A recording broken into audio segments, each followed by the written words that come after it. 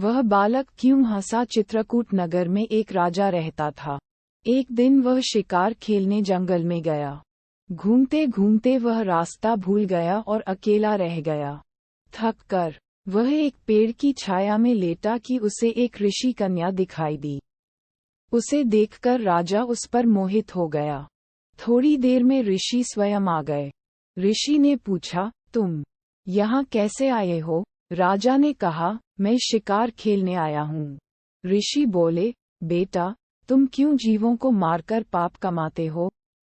राजा ने वादा किया कि मैं अब कभी शिकार नहीं खेलूंगा। खुश होकर ऋषि ने कहा, तुम्हें जो मांगना हो मांग लो।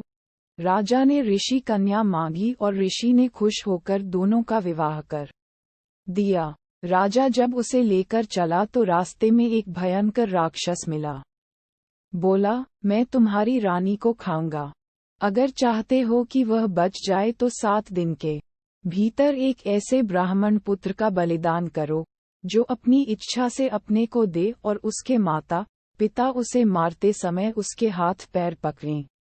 डर के मारे राजा ने उसकी बात मान ली। वह अपने नगर को लौटा और अपने दीवान को सब हाल कह सुनाया। दीवान ने कहा, आप परेशान न हो, मैं उपाय करता हूँ। इसके बाद दीवान ने 7 बरस के बालक की सोने की मूर्ति बनवाई और उसे कीमती गहने पहनाकर नगर नगर और गांव-गांव घुमवाया। ये कहलवा दिया कि जो कोई 7 बरस का ब्राह्मण का बालक अपने को बलिदान के लिए देगा और बलिदान के समय उसके माँ बाप उसके हाथ पैर पकड़ेंगे, उसी को यह मूर्ति और 100 गांव मिलेंगे।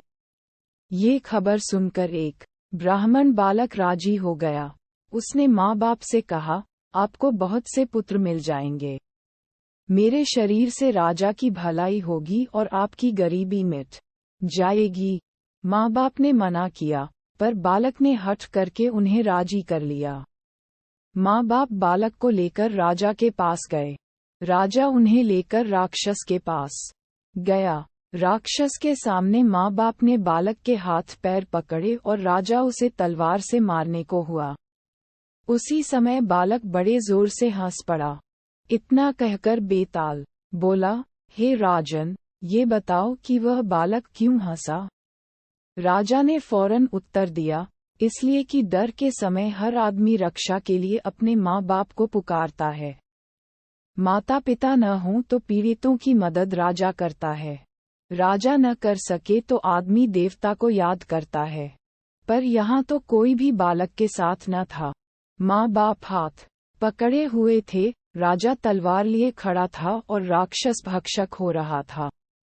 ब्राह्मण का लड़का परोपकार के लिए अपना शरीर दे रहा था। इसी हर्ष से और अचरज से वह हंसा। इतना सुनकर बेताल अंतर्धान हो गया और राजा लौटकर फिर उसे ले आया।